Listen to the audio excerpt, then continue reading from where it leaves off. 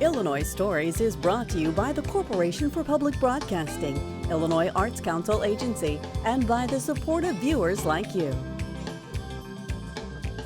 Thank you.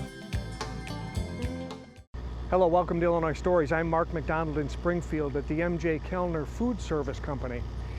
This company has been in the same family for 3 generations, and it has the distinction of being 100 years old.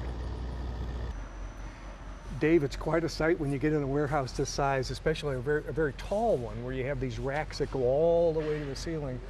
How many square footage in this warehouse? Total warehouse space is 90,000. In the warehouse itself, we've got 75,000 square feet, 37,500 are dry, 37,500 are refrigerated. We're in the dry side right now. We're in the dry side right now. Okay. Well, for example, what's your biggest seller out of the dry side? What do you move most? On your dry side is probably the canned goods that we sell the most. Mm-hmm. You know, that's been our life's blood forever, and we still do quite a bit of that. We're going to learn more in the program about your clientele, but since World War II, you have been selling to all the prisons in Illinois, right? You do what they call contract work. That is correct. So you have a lot of state institutions that purchase from you. But then in recent years, as we're going to learn, you've branched out a lot too, to where restaurants and hospitals and almost anybody's fair game, right? That is correct. I mean, we started out basically, as you mentioned, brokering sugar and potatoes. The war hit us, almost bankrupted us. So we turned and shifted gears into the contract bid business.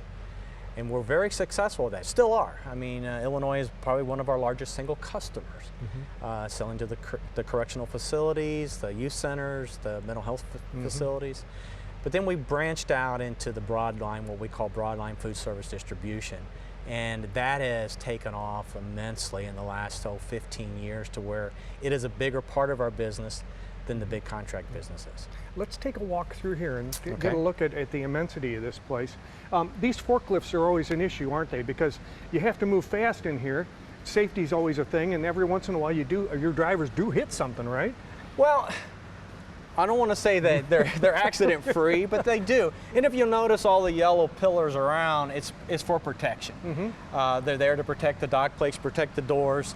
Around the entire building is a 1.5 foot concrete barrier so that they won't put a hole in a wall. It's concrete on the outside, metal on the inside. So we're trying our best to protect it at all times. I made light of it, but what I was actually trying to get to was, you have to buy special doors if you're going to have a warehouse like this. Absolutely right. Or you should have special doors, because the forklift guys, they not that they're not careful, but they do end up hitting things. They do end up hitting things. And that big blue door right there is a specialty item, isn't it? Yes, it is. It's a high impact, high speed door.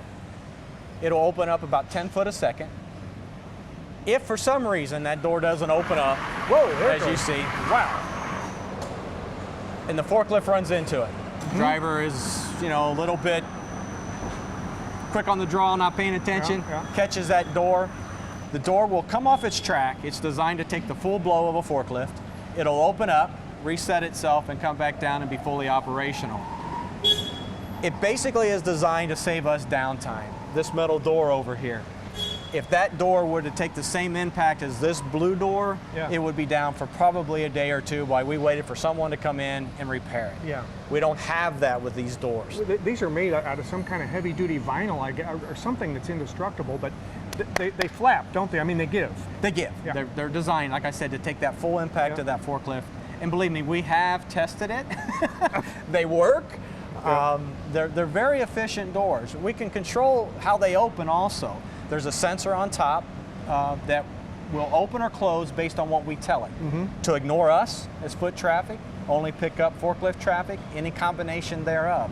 This door being our largest door, in between the 2 main temperature zones, we have it set to only pick up forklift traffic, so that we don't let that temperature escape too frequently. Right, because right next door is your frozen product, right? Correct. Okay. It's actually our refrigerated dock is right on the other side. It's running at 45 degrees. Oh, refrigerator, okay, right. But then you also have a frozen area as well. Right, the frozen area is on the back side of that. Okay.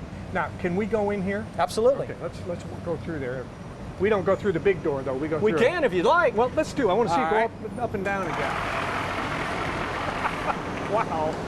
If it came down that fast, you'd have to dance out of the way, wouldn't you? It actually has a sensor at the bottom. It's like your garage door at home. If you're walking through it, it will not won't come down on you. Right. Okay. Or if you happen to start walking through it, it'll stop itself and go back up again. So. Okay, we're in this is a refrigerated dock area. Yes. Is that right? So the trucks pull in here, and then you've got specialty, a special way for them to be cushioned by the cold and That warm is air, correct. right? We designed the building to be able to protect the shelf life of the product the best that we can. And I'll use ice cream as an example. Okay. On a hot, humid day in our old facility, the truck would come to the building, open up its doors out on the truck apron. At that point, that hot air is rushing into the back of the truck. Doesn't happen here. Those doors stay closed.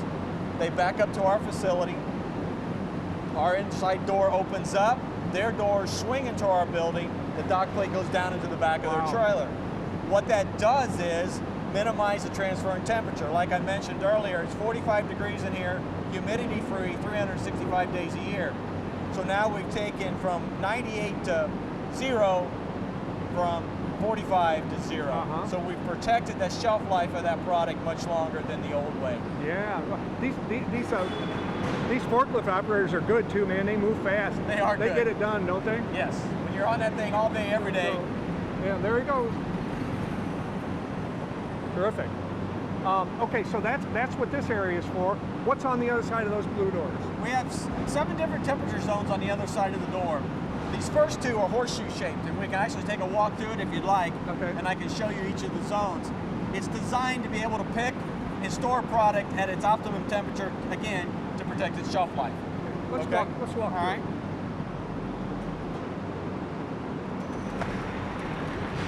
Boy, those are fast. Okay, it just got warmer. Just got warmer. Yeah.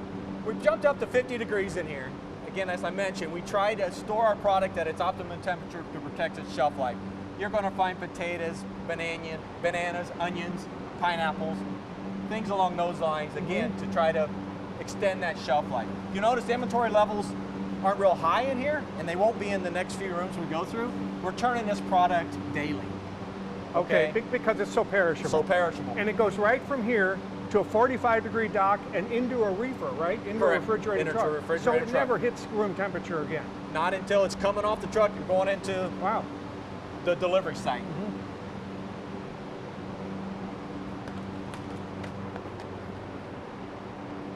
You feel it drop again? I just felt it. Yeah, now it's Okay. really cold. We're back down to about the 45 degrees we were at on the dock. Again, more of a leafy product, plus our strawberries, our carrots. Okay, looks like broccoli. So you got a lot of, there's cabbage. You got a lot of vegetables in here. A lot of vegetables. All right. And again, this turns over fast too, doesn't it? Same thing. Yeah. There's one of those. Those things are remarkable. It's just like it folds up. It does. I love the doors. They're actually nice. Yes. The lights are censored. Nobody's in here. They'll go Yep. off, walk in, they'll come back on. Yep. This room, we dropped a little bit more. It's our all-purpose cooler. It's about 38 degrees. Mainly dairy products you're going to find in here for the most part. It's our There's the milk over there. Milk over there. Our largest single cooler, this room here. Turn the most volume out of it.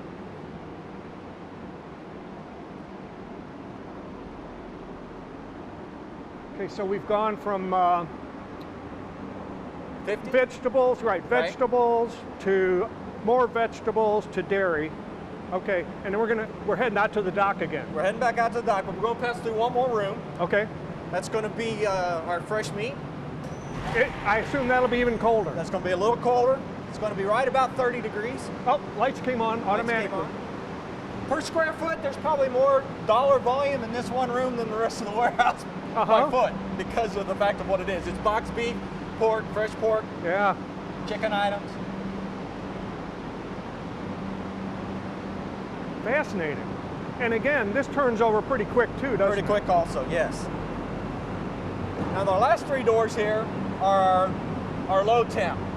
This is racked just like the dry warehouse we walked through. It's going to be maintained at 0 degrees. Wow, yeah. Yeah, you can feel that when you open the door, can't you? So what's in here? It's 0? All frozen product, all of our frozen product. More convenience items, chicken breast, turkey breast, hamburger patties, things along those lines. Okay, further processed product. Right. Not ice cream. Ice cream, no, it has its own little room, about the size of that meat room And we it's just even walked through. colder than this one, huh? It's -10. Minus? It's in the back corner back there. Okay. You want to go? Do you mind if we pass that one Oh, up? absolutely not. Absolutely not. Say, these guys, do they work all day long? Yeah. I mean, they're loading trucks all day long? During the day, we have 3 shifts basically. We run 24 hours a day. Oh, you do? Yes, we do. Inbound's coming in all day. Our second shift comes in about 5:30, starts picking orders for the next day. Then our third shift follows them and replenishes the pick slots for the next day's business. And it starts all over again. Now, I guess what we need to see next is all these trucks load somewhere, unload and load somewhere. Is that all on this side of the building here? Yes, we have 17 dock doors, so it's all on this side of the building. All the inbound and outbound happens right here. Yeah. And interestingly, you said your company doesn't own any trucks. You own the trailers. We own the trailers. But the drivers and the trucks, what are they, independent? No, they're leased from a company out of Bloomington called Williams National Lease. And we've partnered with them since 1992. But we've been the lease partnership arrangement since 1986. And it's worked out very well for us. It's a lot fewer headaches, isn't it, than It having is. to own all those trucks. You Yes. don't have maintenance to do. You don't have all that stuff. They take care of it all. Yeah. Yeah. DOT regulations, everything. We don't mess with it. It's kind of cold in here. Can we go back in the office area? Actually, or is yes. there something else we want to see? Yeah, there's one other piece I'd like to show you. All right. It'll warm you up. Okay. All right. This is that rack I was telling you about.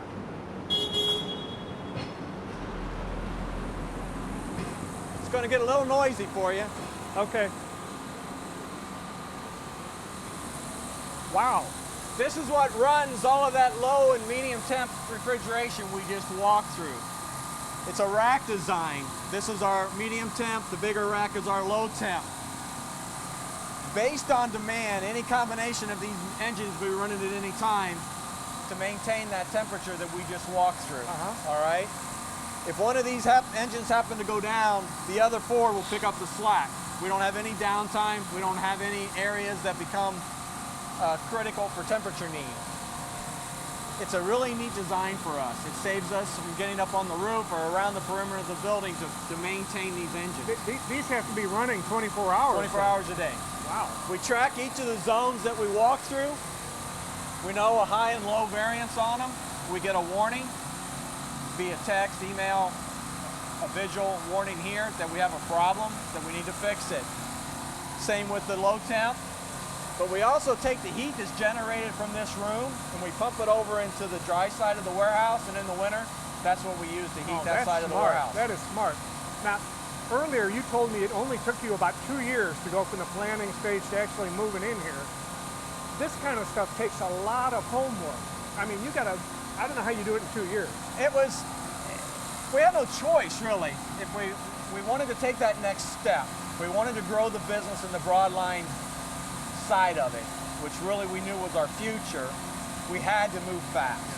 And I relied on somebody that sold me this idea, and I'm really glad I listened. I was very skeptical, but they sold it, and it's worked for us very well. Well, and has it been 12 years since you moved in here? 12 years since we moved in here. And you haven't had maintenance issues. It's been working right along? No. I wish I could tell you that. But you know when you've got one of those that are down and what it costs to put it back in here. So yeah. It does happen. It does happen. It's still a darn good system. That's right. Just like your car, eventually you're going to buy another one. Bill, it's a rare thing for a company in your line to be in business for 100 years. Congratulations. Well, thank you. And to be in the same family for 100 years, and to be an independent company for 100 years. All those decisions were things that had to be made in the past. And first, start us off telling us about your grandpa. He was the one that started this business. He was. He originally started in St. Louis and came to Springfield, Illinois, married my grandmother, I should say Lena Josephson. Her father was in the grocery store business, and so he went into that business with him. Eventually, he took over the grocery store, and then Later on, he became a broker for sugar and potatoes and various items. So he was Maurice, right? Or He was Maurice. He was Maurice, okay. And how did he find his way to Springfield? Because I think you said he was in St. Louis at the time? He was in St. Louis, and I think he had met my grandmother at some point and decided that he wanted to come here, and they eventually got married. Oh, okay, all right. Then he was in that line for a while. Now, your dad had a kind of an interesting tie-in because he was a veteran of World War II, Yes, was he he was. not? Well, how did he get into the food business? Well, he was a bomber pilot, and he had been at the University of Michigan for 2 years. And then the war came about. He was a bomber pilot, got his 25 missions in, and came back to Springfield and wasn't sure what he wanted to do. My grandfather, unfortunately, died of a heart attack in '45, and so my father took over the business. Your father was Hack. He was Hack. Okay. Did he change the business when he took it over? He did change the business. At the time he took it over, it had been a brokerage for sugar and for potatoes, but because of sugar rationing during the war, my grandfather lost everything. And he wasn't sure what he was going to do with the business. Some friends advised him that he might want to go into the contract bid business, that states like Illinois, Missouri, and Indiana put out bids for their prisons, mental health centers, and to possibly go into that specialty, and he did. So, in fact, your company is still in the contract business Yes, we because are. you still have some rather large contracts with the state of Illinois. We do. Yeah. Which are what? With canned goods, frozen foods. We do all the food business for the state of Illinois institutions, for all their correctional centers and mental health centers. Wow, that is a huge customer. Yes, Yeah, it has been. We've been doing that for many years. It's on bids. Some years when we were doing that, we didn't have all the business. There were other competitors, but now it's an all or nothing contract. Now, I think the line of succession here, as far as your family goes, ends with you. Is that Yes. right? Nobody in your family is interested in taking over this business. No. That's a shame in a way, because wouldn't it be nice to say, well, there's a fourth generation coming? It would be nice. It's a difficult time in the business. My wife and I do have a son, but he has no interest in the business. However, that doesn't mean that it's not, you still have a design on how this is going to go to what you call the fourth generation. Yes, I definitely do. We have outstanding employees in this company, and I've had offers on the business. The problem is if I sell my business to a bigger company, they're not going to be interested in the employees, and they're not going to be interested in the building. They would like the sales. I could do that. I have the right to do that as an owner, but I then question, is it really right? And I have a means of selling the company to the employees, keeping them as the fourth generation, and having it remain independent. And I decided to go that route. Yeah. So your employees are going to be owners. Actually, they're already buying into the ownership of the company now, aren't they? Yes. So that's already on the roll. That's already going on. I've already sold 30% of the company to them. You know, about 40 years ago, I think, it became the trend for independent food companies that delivered like yours to sell out to the ConAgras and the Cisco's and of the world. And we saw that in Springfield. We've seen it all over central Illinois. You made the decision not to do that. Was it for the employees? Yes, it was very much for the employees. I feel it's very important that companies remain independent. I mean, if someone feels they have to sell, that's their business. But if you don't have to, I think it hurts to be losing these third generation, second generation, third generation, fourth generation businesses. And plus, you have your customers who are used to dealing with an independent business. And if they have to deal with a national business that tend to do things their way, not the customer's way, they don't like that. Yeah. Back in the mid-2000s, you had a decision to make. Yes. We're either going to stay in the facility we're in Springfield, or we're going to build a new facility, right? Right. Was that a tough decision? I mean, we're in the new facility, and it's big and beautiful, but that's taking on a lot of debt. Was that a difficult thing to do? It was a difficult thing to do, but we had great opportunity when two of our competitors in Springfield, excellent competitors on the street, Bun Capital and Roberts Foods, were sold.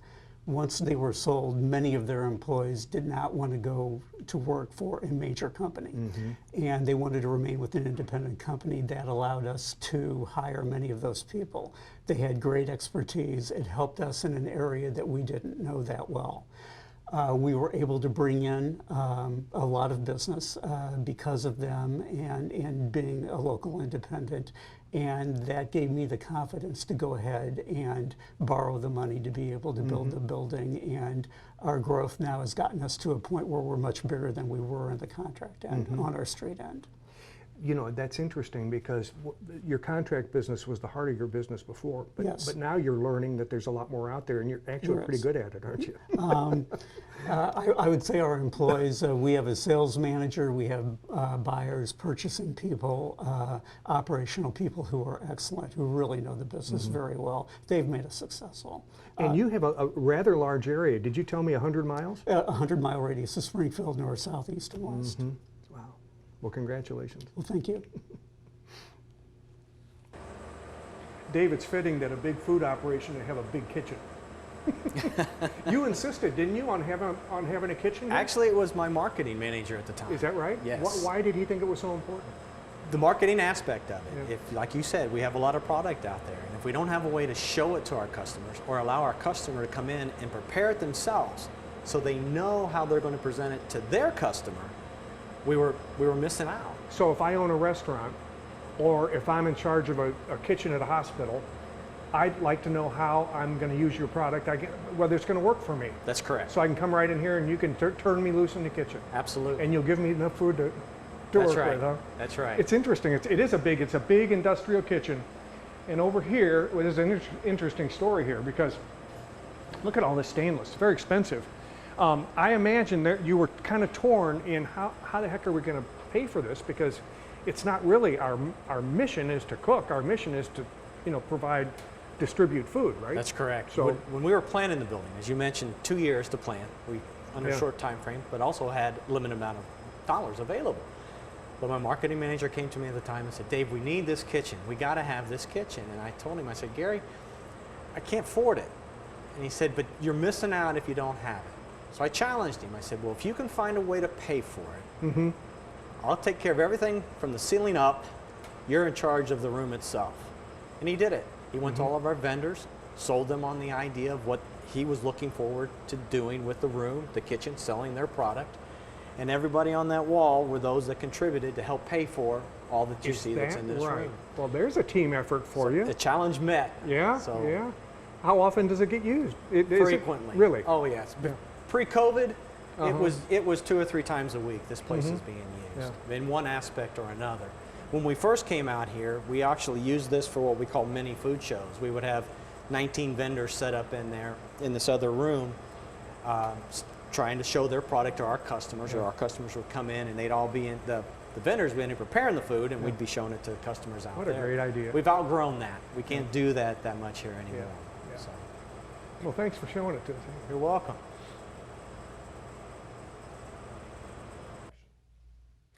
Well, Raina, not every company has a facility where people can work out on their lunch hour, or before or after work. It's pretty neat. It is.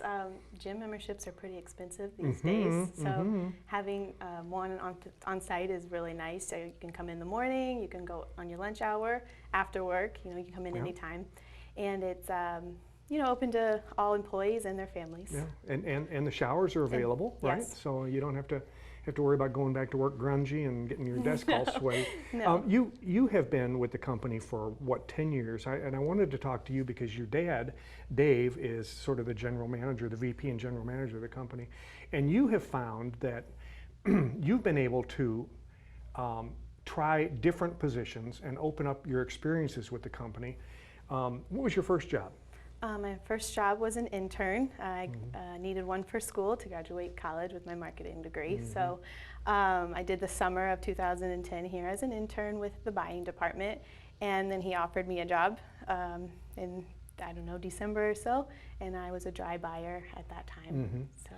And you've worked your way up a ladder to now, your degree was in marketing. Yes. And now you're the marketing Coordinator, which Okay. actually just happened in January. Which is what so that's what your degree was I got in. there. That's terrific. You got there. And in fact, you know other families who have family members who have stayed with the company, and there's quite a few of you, aren't there? Yeah, I would say 7 to 10 actually families here. It's really nice because it does feel like one big family here. So having your actual family is even better. Yeah. So it's really nice. When we were talking to Bill, he was saying, they're all becoming owners of the company. How's it feel to be a partial owner? I think it's great. You're more aware of the things you like in marketing, what you spend your money on. It's just nice to know that you're a part of the business rather than just having an owner and you're here. Well, yeah, you've got a stake in it, and if everybody knows that and they all feel like, no, that sounds like a waste. Let's not do it that way. Or we could really maximize our money if we did it this way. If everybody thinks that way, I think it has an effect, don't you? Yes, I do, and I think that we all think that way, and we do great as a team. So big family. Yeah. Well, thanks for talking to us, and good luck in the future. It sounds like this company's going to be around another 100 or so. Yes, it's been around all my life, so for the next 10 years or so. Thanks. Thanks. 100 years old and changing, as we discussed earlier in the program, this will become an employee-owned company. 100% employee-owned within about a year and a half. With another Illinois story in Springfield, I'm Mark McDonald. Thanks for watching.